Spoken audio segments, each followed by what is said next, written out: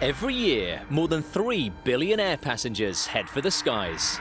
The vast majority return safely to Earth without incident. But a small number experience life-changing moments they will never forget. It was like a war zone in the sky. We hear first-hand accounts from the passengers and pilots who have lived through the most shocking extremes of air travel. The plane just sunk like a stone and crashed into the ground. From great escapes Run, it's gonna blow. to mad moments and crash landings without wheels. We had no landing gear, so we're coming in for a belly flop landing. Or runways. Holy! It's definitely something I don't teach in driving school, how to avoid a plane. In the age of the smartphone, these events are caught on camera as never before. Awesome. We reveal exclusive footage never seen on television. So keep your seatbelt fastened for the world's wildest flights. In this episode of World's Wildest Flights, a deaf traveler's terrifying experience when a New York plane crashes. There was so much smoke, and we couldn't see where the fire was coming from. The passengers forced to pay for their own petrol to get home. We felt we were being held to ransom.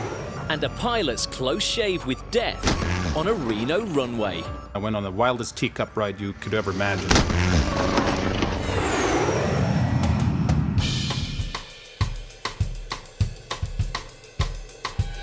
September 2015, Las Vegas, USA.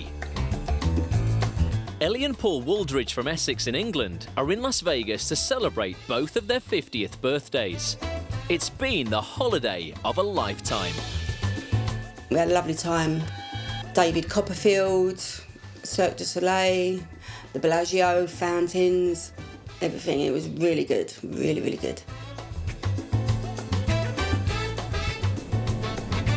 Just an incredible place, and so we're not really looking forward to coming home, but you've got to come home at some point. All parted out, the couple head to Las Vegas McCarran Airport to catch their British Airways flight back to the UK. Everything was just fine. We was just sitting in the airport lounge, and I see the BA pilots come in, and I think, they must be ours. Didn't think no more of it.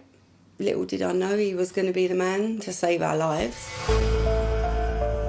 Chris Henke, a seasoned pilot with over 40 years flying experience, is the captain of the Boeing 777 that day. Well, it began, it was all fairly standard. The checks were fine, passengers boarded, I think we left on schedule. There was nothing untoward at all. At 15:53, the plane pushes off from gate E03 and 157 passengers prepare for takeoff. So we watched the safety talk on the video screen. Always take a bit of notice of that because you never know what's going to happen. They tell you where the exits are, should you have to get off in an emergency. Mine was right behind me. Once we left the gate, we just taxied out. It's a big airfield, Las Vegas, very big. So there wasn't hardly any traffic around. You taxi onto the runway, and you're literally just thinking about getting home. Seeing my dogs, seeing my kids. You sit there and you wait. There's always the wait before they get their signal that they can go, and then you hear the engines. And then we got clearance to take off. The plane starts to accelerate down runway 07L. But after just a few seconds, it's obvious that something is very wrong. And then all of a sudden, I felt a jolt. There was a bang. Initially, we thought it might be a tyre had blown. The plane sort of listed to the left bit, and so I immediately looked out the window, and I could see like flames and that on the runway. And I remember it was like the film Back to the Future, when the car takes off, leaves them two wispy flames. It was just like that in the runway. At the point the pilot realizes there's a problem, the plane is hurtling down the runway about 90 miles per hour. He needs to make a life and death decision, continue with one engine or abandon the takeoff. The crucial factor is whether the plane has reached its V1 velocity. V1 is a speed which is calculated before departure. Depends on such factors as airfield elevation, temperature, weight of the aircraft, etc. After that speed, you still be able to continue with the takeoff run to achieve flying speed before the end of the runway and continue takeoff and flight on one engine. Prior to that, if you were to have an engine failure on a twin-engine aeroplane, you'd be able to stop. The V1 speed for this aircraft in this location is about 180 miles per hour, so the pilot aborts the flight as soon as he realizes there's a problem. We would call stop and go through the actions, reverse thrust, brakes, and then you assess the situation. The plane stops on the runway, but no one really knows what the problem is yet. It isn't long before the passengers start to panic. You can hear the click, click, click, click of all the seat belts. Everyone's getting up because they're wondering what's going on. The stewardesses come down, sit down, it's only a burst tyre, it's fine, don't worry. So we're just sitting there and waiting. Ladies and gentlemen, please remain seated. 30 seconds later, just another boom, and the engine bursts into flames again. That's when panic set in, because basically you're sitting on a 300-ton bomb. Whatever the plane weighs with 12 hours worth of fuel on it, it's just a massive, massive bomb waiting to go off when it's on fire like that. So I just wanted to get off there as quick as we could. The passengers in the cabin are aware of a fire raging in the engine, but the pilot can't see the blaze from the flight deck. He may at a very stretch just be able to see the wingtips if he puts his head right up against the window, but he certainly can't see the engines at all. The only way the captain can see what's going on is from the smoke which is now billowing out from the burning General Electric GE90 engine. The only thing we could see was there's like a grey shadow because the sun was behind us, so we had no idea of the severity. But we had to do the check for the fire warning, which we did, and then I asked the other co-pilot to go back down the back. We could hear some screaming and shouting, just to check out what was going on. And then you see one of the pilots run down, and he looks out the window, and then he runs back. He said, I believe it's bad, and I said, how bad? And he said, very bad. So from that, he's an experienced pilot, and if he thought it was very bad, then that's good enough for me, and it was time to get off. And then all of a sudden it's emergency evacuation. I just started panicking, and I'm thinking, no, I want to see my kids. I'm not a nan yet. I want grandchildren.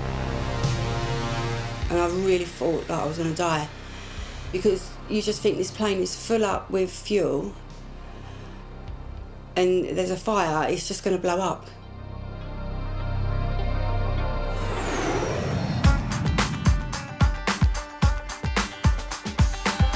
September 2016, Reno, Nevada. The 53rd National Championship Air Races. Nearly 200,000 spectators flocked to see the fastest motorsport on Earth. But unbeknown to them, this year they will also witness one of the greatest escapes in air racing history. As a youngster, Swedish-born pilot Tom Richard dreamed of competing at the Nevada event. When I was 7 years old, I read an article about the 1979 Reno Air Races. And I'd never heard of anything of the sort at that time, and thought that was the coolest thing I'd ever seen, and I decided that's what I'm going to do. At just 16, Tom took to the skies, working his way up through gliders, helicopters, and even vintage fighters. But his heart was always set on competitive racing. Air racing is about the coolest thing you could ever do in an airplane, so it was a natural transition for me to strive in that direction. And I always tell people, be careful what you wish for, because it just might happen. And in my case, I ended up air racing in the Formula 1 class first in 2008. And it's been a tremendous ride and a ton of fun, and don't regret a second. Founded in 1947, Formula 1 is the oldest pure racing class of aviation. Specially designed planes are very small and very fast. It consists of very tiny airplanes. They weigh just over 500 pounds, so that makes them real hot rods. So we have a lap speed well over 250 miles an hour, 50 feet off the deck, racing around, trying to see who's going to finish first with your hair on fire. What could be better?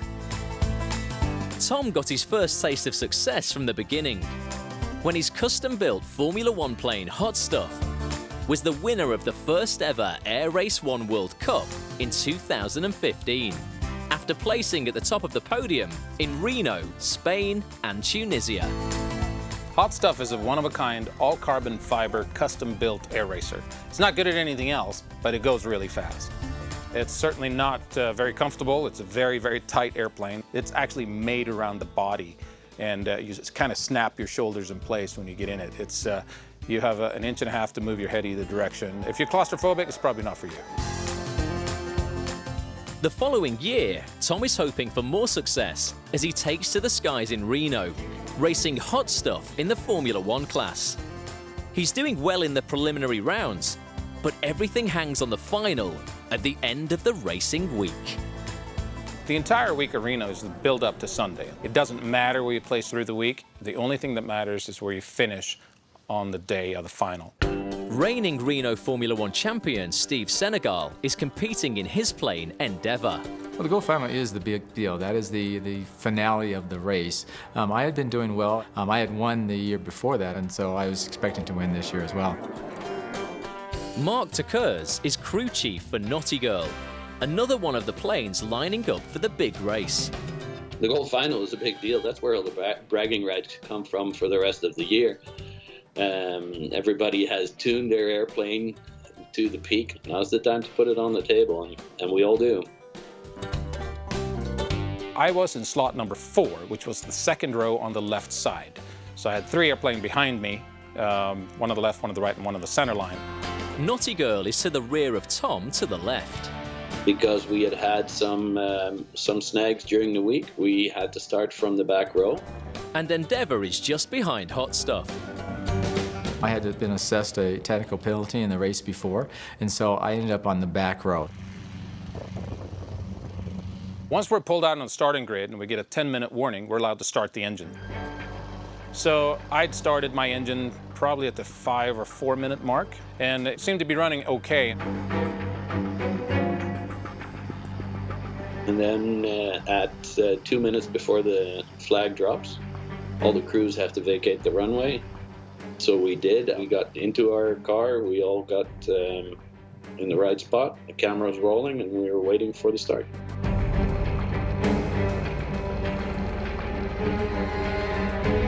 Once I got my engine running and revved it up, I realized it started cutting out. It was impossible to fly the engine like that. Obviously, it wasn't safe.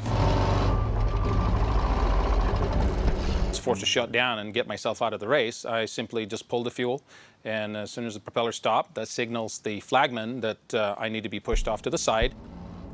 Once I shut my engine down, I started opening my canopy. Tom is out of the race and needs to be towed off the runway fast. The only problem is nobody told the starter at the top of the grid.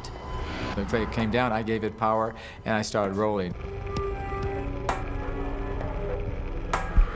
We see our aircraft start moving.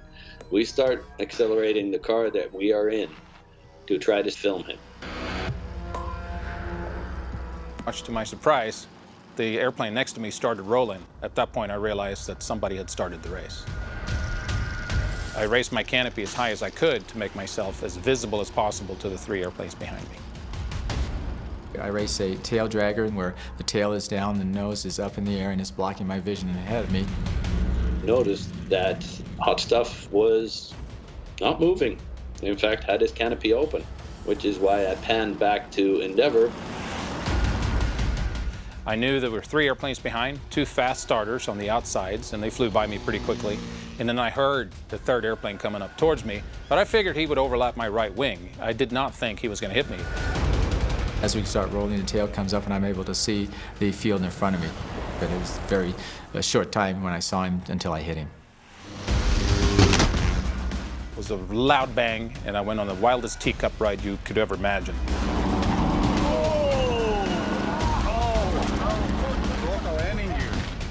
I flipped a 180 on the runway, and all I could do at that point was just pull my arms in and try to protect my head. I knew I'd been hit. I didn't know how bad. I was just trying to stay still so I wouldn't hurt myself any worse. I actually went over and spun around. But that was the only thing was going through my mind was, trying to control the airplane. It was obvious Steve Senegal in Endeavour was fine. He just spun on the runway. Tom, on the other hand, was impacted by the gear, which made me fear for his head and well-being. You okay? Back off! My right hand was struck by his left wing, and it was a bit like getting hit by a baseball bat. That's what it felt like. You all right? My hand is hurt. Okay. I didn't want to take my glove off because I expected it to look like a bag of chicken parts, basically.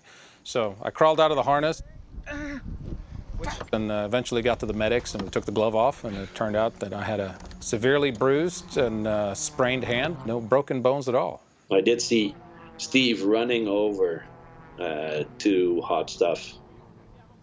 That was great to see. And I could see that Tom was nursing an arm, but he was walking by himself, so he seemed quite well as well, which is a heck of a relief for everybody. Remarkably, neither of the pilots suffered any major injuries, but Hot Stuff wasn't so lucky. My aircraft was hurt pretty bad. It received 3 or 4 slices from his propeller. The left land gear actually dislodged the entire wing from the fuselage. The top of the vertical was taken off by 3 or 4 inches. Then, of course, the canopy flew off the aircraft. For some miraculous reason, it didn't touch my propeller, somehow. And that was about the extent of the damages on my aircraft. Unfortunately, Tom and his team were not able to compete in Reno in the 54th National Championship Air Races. 2017 will be the first year in 10 years that I'm not racing, because both my airplanes happen to be down for maintenance. So this year, you will see me in Reno, but I'm only going to be racing a golf cart. But it won't keep him down for long.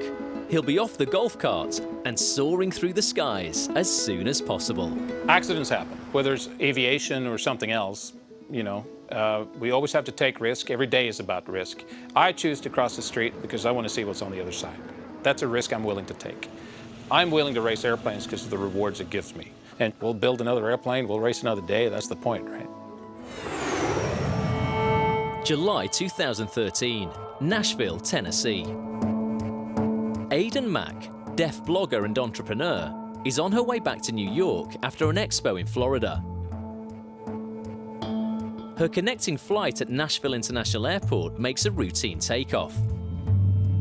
After years of flying, she has got used to understanding cabin crew's instructions, even though she can't hear what they're saying.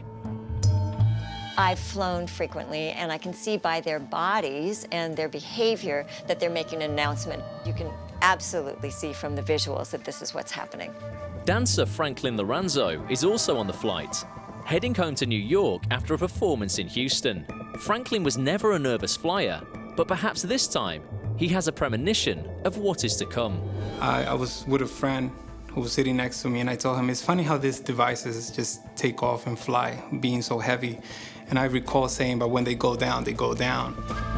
But as the plane travels from Tennessee to the East Coast, there is nothing out of the ordinary about this journey.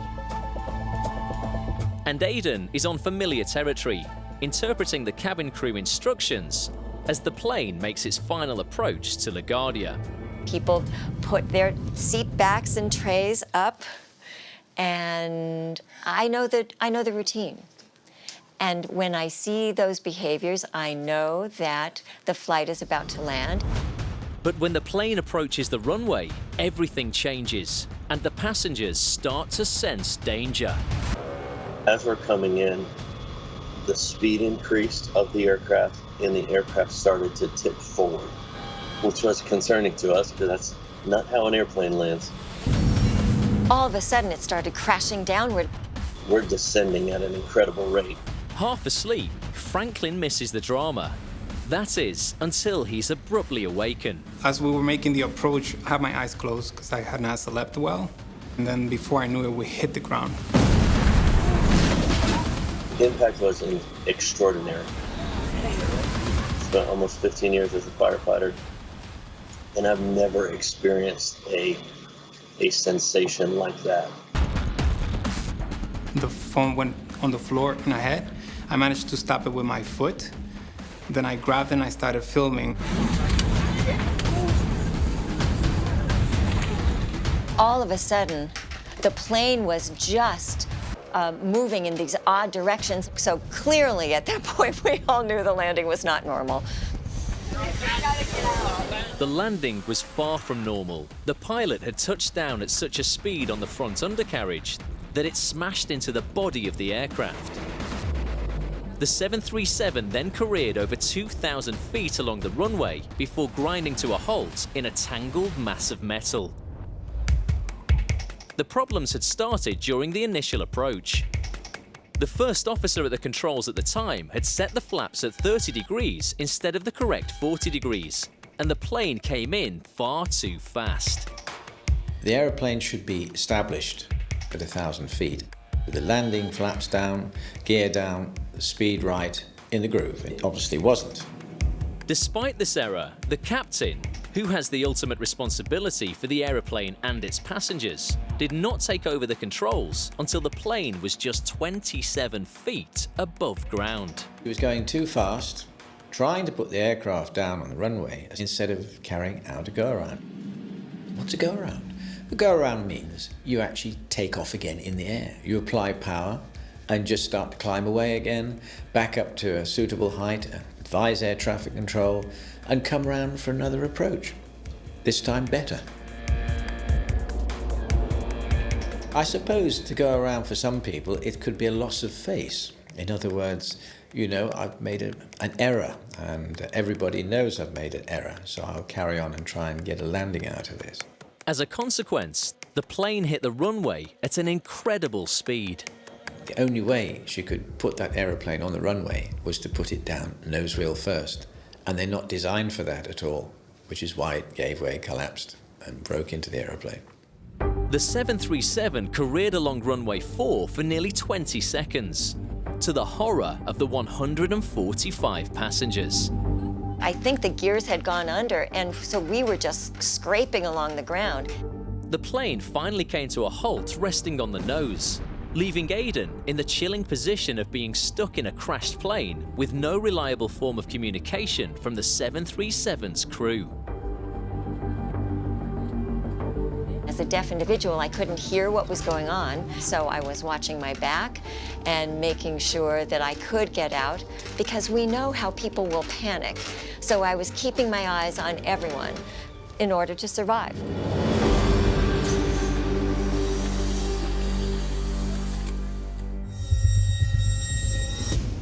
British Airways Flight 2276 to London was approaching takeoff speed on a Las Vegas runway when one of the fan blades in the high-pressure compressor failed, blasting out fragments into the left-hand engine, which exploded into flames. 157 passengers, including British holidaymakers Paul and Ellie Wooldridge, are still on board the fully fueled Boeing 777 while the fire rages. I looked to the right and the engine was just a massive fireball. Just complete fireball, and I said, God, this plane's going to blow up. Set the evacuation alarm going, so that sets the motion for the cabin crew to get the passengers off.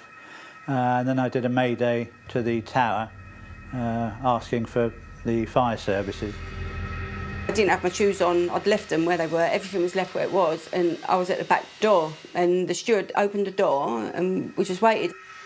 The cabin is quickly filling with toxic smoke as Ellie and husband Paul suffer an agonising wait for the escape chutes to be activated. The chute come out, I was first down. I didn't wait for Paul, I was first off. So we come down the slide and we got to the bottom, and I just, without swearing, I just said to her, run, run, it's gonna blow. Because, you know, it's taken off, it's got 10, 12 hours worth of fuel on there. It's just a massive bomb, really. We was literally running for our lives. I can remember my feet just burning because I had my flight socks on, and it was only like 4 o'clock in the afternoon out there, and it was burning hot, and my feet are burning, but I was just running. I've never run so fast in my life. Paul and Ellie abandon all of their possessions as they rush to escape the stricken plane. We left all our stuff on there. I mean, we left hundreds of pounds of stuff up in the cabin. But, you know, that's nothing compared to your life, is it? Just get off that plane as quick as you can. Yeah, we didn't bring nothing down, no. But not all the passengers are quite so sensible. You can see that the passengers were taking their baggage off with them. It's possible to see that on this film. That's a definite no-no. Well, the reason people shouldn't take the bags off in an evacuation is because it causes a delay. While they're reaching up into the overhead locker, that's a delay. You know, it might be 5 seconds, but that can be a matter of life and death. With no luggage, Paul and Ellie quickly flee the danger zone and look back on the horrifying scenes unfolding as the engine continues to burn. When you think you're far enough away from it, you just turn around and just watching it, and you're still seeing people coming off of it. And you're thinking, how have I got off of that? Like, there's still people on that plane. As the passengers continue to slide down the escape chutes, they are far from safe, with the plane still at risk of bursting into flames. Routine emergency processes normally prevent the fire from spreading, but in this case, the damage to the engine means that fuel is still feeding the fire. When we get the fire warning, one of the things involved is pulling a fire handle, which actually shuts off fuel, hydraulics, etc. to the engine. If you had a normal fire, and the fire extinguisher as well, should be enough to put the fire out. But because this was catastrophic, those fuel pipes had been split open, so the fire was being fed by residual fuel. And the risk is that the fire will spread throughout the plane and even into the path of the fleeing passengers. The wings are fuel tanks. That's where most of the fuel is kept. And if you have an engine which is below the fuel tank on fire, that could set light to the fuel tank. And it could go in any direction where the people are trying to get off, and they could be trying to evacuate into flames. Thankfully, in this case, the Las Vegas Fire Service arrived within 2 minutes of the plane coming to a halt and cover the engine and much of the rest of the aeroplane in flame-retardant foam. Their quick work ensures that the fire does not spread and potentially cause much more serious problems. As they bring the fire under control, Chris and his team make their final checks in the flight deck. By the time we'd done that, then the cabin manager come up to the flight deck, said everybody's off, and that she was getting off as well. Chris and his 2 co-pilots are the last people to leave the plane. We were checking that basically everything is shut down, and it was safe to get off. There was smoke everywhere, but then we went down the same slide. By the time I went down, they actually sprayed it with foam, so it was very slippery, and I went down extremely quickly. But then it's getting the passengers together, and so we could count them and make sure everybody was there. Chris and his crew checked that all the passengers have safely evacuated the plane. But for many of the unfortunate 157 British Airways customers caught up in that terrifying situation, the effects will last long after that day.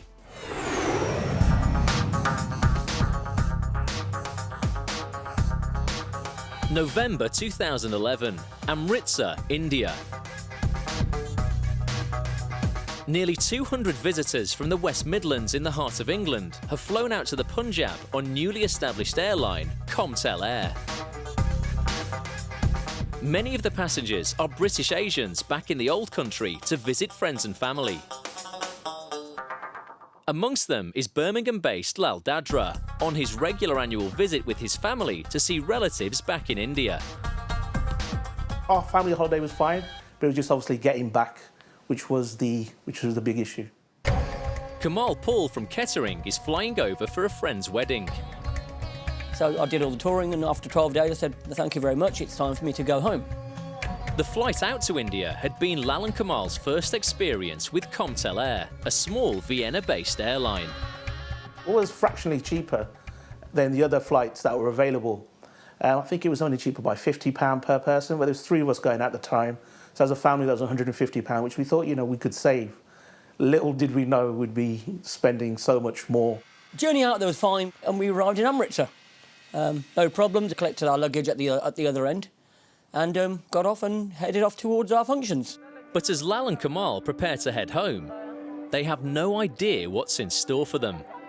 They return to Amritsar Airport to find the Comtel Air departures desk in chaos.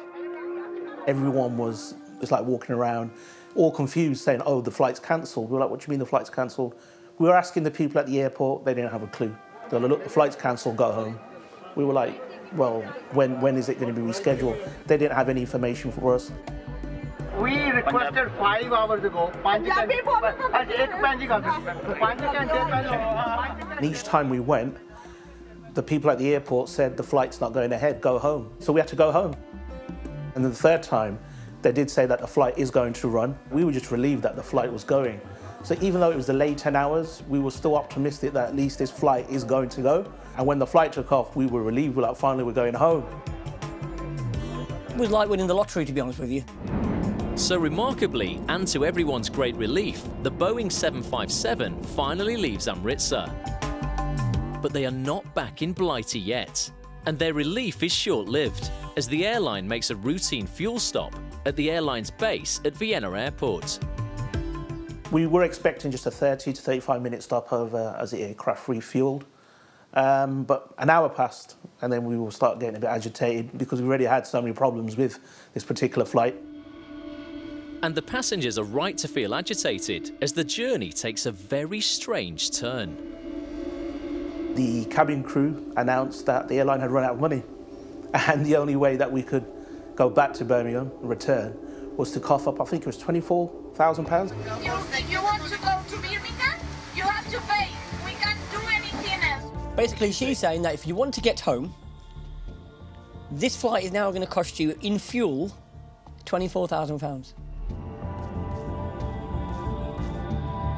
We felt we were being held to ransom. Stuck as a virtual hostage at Vienna Airport with a £24,000 price on his head, Lal decides he needs evidence of this airside extortion attempt. At the time, I had my camera on me, and my first instinct was to film what was going on because I didn't think anyone would believe us if we actually went home and told them this happened. But the Comtel Air customers are left with very few options. We were just absolutely outraged. Everyone was like, what can we do? But we realised that this was seriously the case, and the only way we could do this was to get the money. A lot of people were crying, a lot of people were so worried. But we were just, there's only one way we can get out of this, and we have to raise the dollars. Kamal is one of the shell-shocked passengers, marched into Vienna Airport by Comtel Air staff to get money from a cash dispenser in the terminal building. You were escorted off the plane into the Vienna Airport, get your ATM money withdrawn. As soon as you had your money, you frog marched back to that aircraft, back to your seats, told to put your belt on and stay still. Held to ransom, the dumbstruck passengers are then forced to collect the demanded money together to hand over to the cash-strapped airline.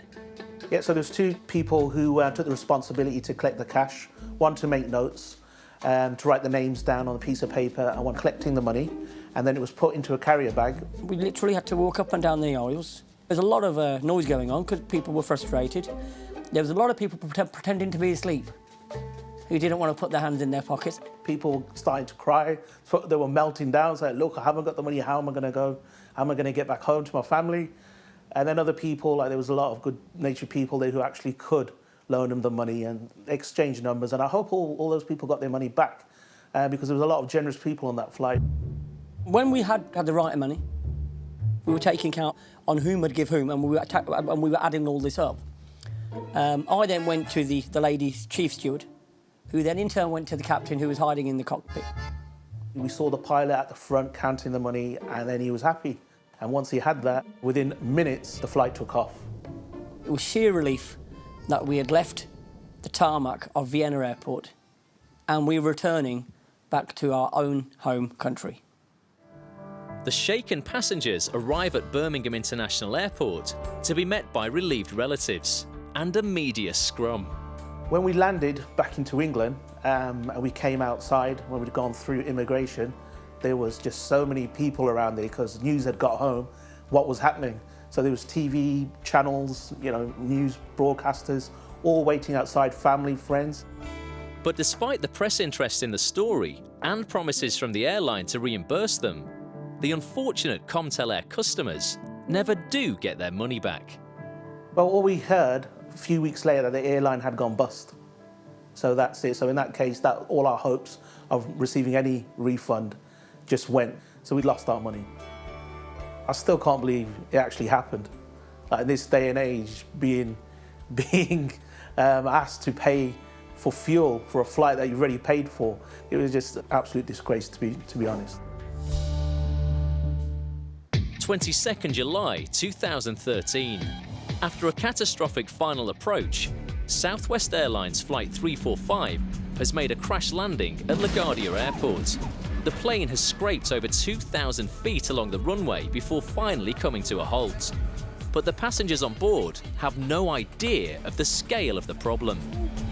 I had suspected that we had a flat tire. Those tires probably bursted. Yeah, it's our phone right here. Thank you. People were making concerned noises. And then shortly after, we came to a stop. The tire's blue. This engine is on the ground. Here come the police. Everybody's instinct was to get out of your seats and get off the road. The landing gear is gone on this side. People was getting up to get their stuff, and then that's when they announced, please have a seat. We are not there. You need to take your seats. Please take your seats. And then I noticed a little bit of smoke in the front of the plane. Stay down. Stay down. Probably within 15 or 30 seconds, smoke started coming into the cabin.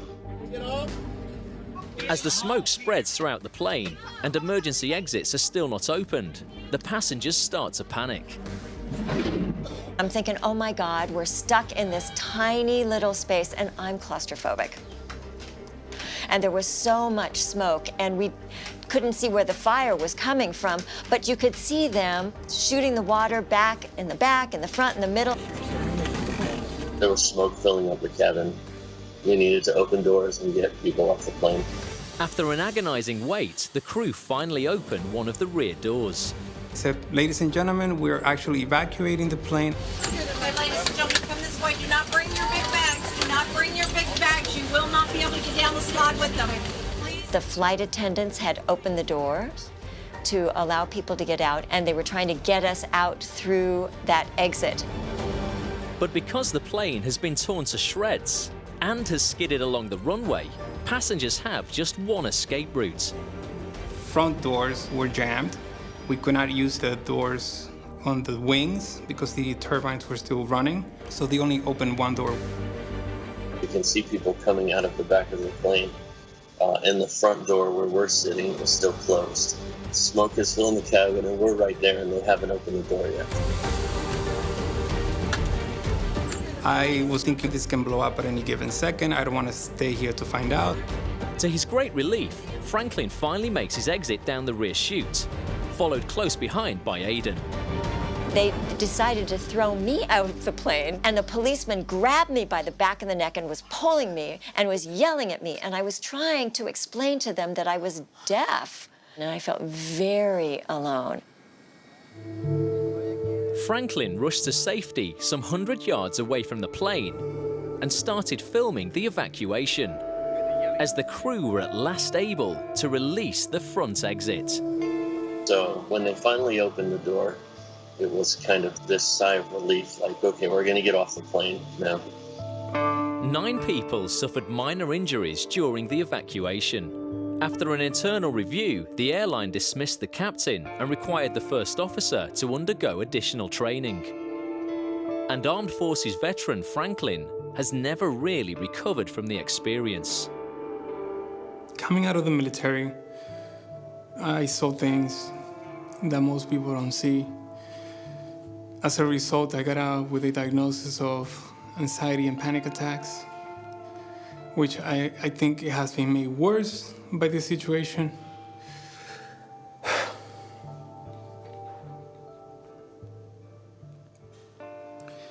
So, the fact that I had to worry about that particular issue on my own, now when I get on planes, it's tormenting and it doesn't stop.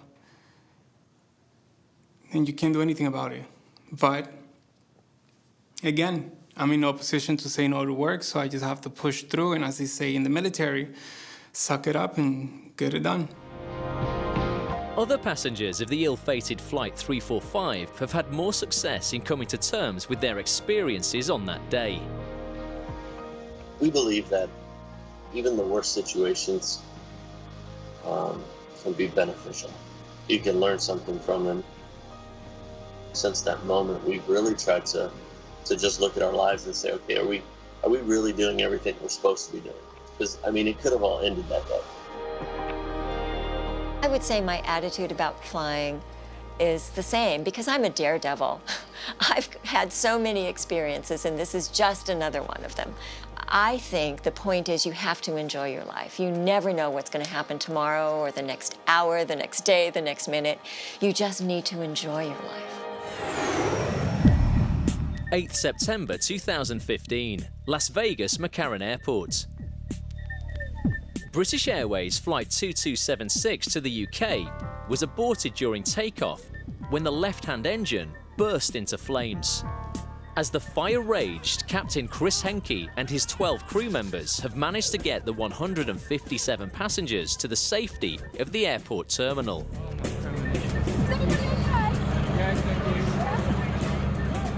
The shaken travellers are now being attended to by the British Airways staff.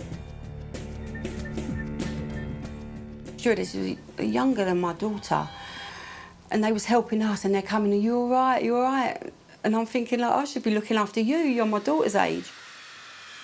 There were a couple of the girls who'd only been in 6 months, so it's, you know, it's quite a shock to them. But and the way they organised it and got everybody, you know, at the end, it was tremendous. And they did an excellent job. I think the cabin crew were excellent. Eventually, Captain Chris arrives in the terminal himself. The captain, and he just looked really like ashen and grey, you know, really stressed, worried, whatever. And somebody gave me a microphone and I just told them what had happened. We'd had a catastrophic failure, but I was pleased that everybody was off and okay. Everyone just gave him a massive round of applause.